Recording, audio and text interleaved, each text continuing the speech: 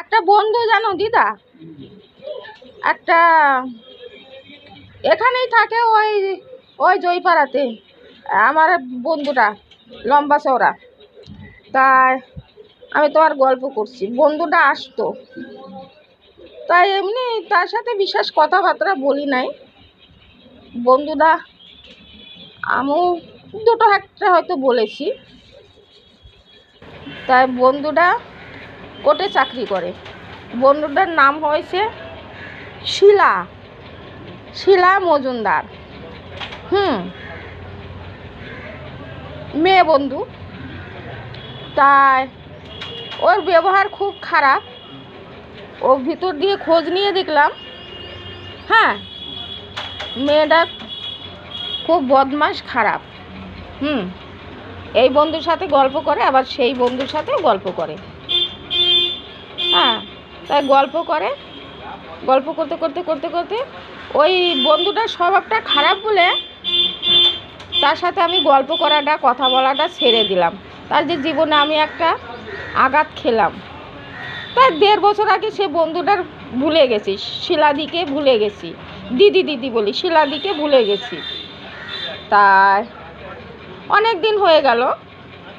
তাই শিলাদি এখানে আসছে, আমি এদিকে, শিলাদি হয়তো ওখানে বসে গল্প টল্প করে। আরও শিলাদির অনেক বন্ধু টন্ধু আছে, গল্প টল্প করে। হ্যাঁ, গল্প টল্প করে, বুঝলে। তাই আমিও তো কেয়ার করি না। তাই হঠাৎ একদিন দেখি যার স্বভাব তার পাল্টাবে কি করে। হয়তো শিলাদি হয়তো কথাটা বলতে আসে, আমি সেই রকম আর বলি না। আমার ভিতর থেকে একটা ঘৃণা হয়ে গেছে যে শিলাদি এইরকম হতে পারে, এত নোংরা। আর বেশিরভাগ বউ, শিলাদি তো বিয়ে দেওয়া হয় নাই, বউ বন্ধু জানো, বেশিরভাগ বুড়ি, অনেক বাচ্চা কাচ্চা হয়ে গেছে, তাদের সাথে বন্ধু, বুঝলে। আর আমি ওই ধরনের পছন্দ করি না, একদম খুব খারাপ লোকের সাথে বন্ধু, আর কি বলবো। তার এখন আমি ভাবি যে নিশ্চয়ই শিলাদি ভালো হয়ে গেছে। তাই দেখি শিলাদি ভালো হয়ে গেছে, যখন আসছে কথা বলতে, তা আমি আবার খোঁজ নিলাম অন্য লোকের দিয়ে খোঁজ নিলাম যে দেখো শিলাদি ভালো হয়ে গেছে, কথা বলতে চাচ্ছে আমার সাথে। তো অনেক বদমাশি করে গেছে, মিথ্যা কথাটা বলে। হ্যাঁ, তাই ভালো হয়ে গেছে। তখন যার কাছে খোঁজ নিচ্ছি সে হয়েছে এই বন্ধু, ওই আমার বন্ধু না, চিনি। ওর পর্ণসীতে গাড়ির গ্যারেজ ট্যারেজ আছে, আমাদের শ্বশুরবাড়ি টাড়ি যেত। তাই খোঁজ নিলাম। খোঁজ নেওয়ার পরে তাই বলছে 2 দিন আগে ওখানে জায়গা দেখতে গেছিলাম, দেখি বাগানে দাঁড়িয়ে শিলাদি আবার গল্প করছে। শিলাদি ওই সেটাও মানে তোমার বয়স্ক একটা লোক। হ্যাঁ, তাই বয়স্ক লোকের সাথে গল্প করছে। তার শিলাদিকে ভাবলাম যে দেখো এখনও স্বভাবটা পাল্টায় নাই। তাই আমি তখন কি জবাবটা দিলাম যে তুমি সুখে থাকো, ভালোই থাকো, হয়তো ভালো লোক পেয়ে গেছো, ভালো থাকো, সুখে থাকো।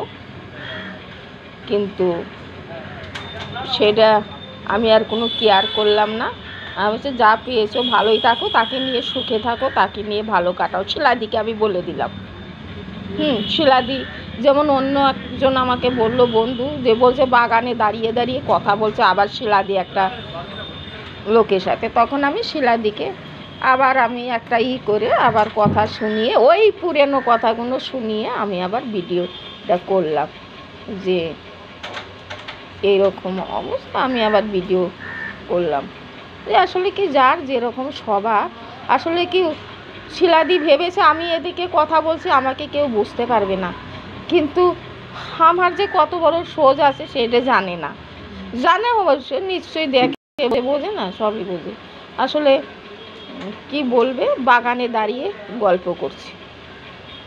হ্যাঁ, তাই যে ছেলে, যে বুড়ো মানে অর্ধেক বয়স,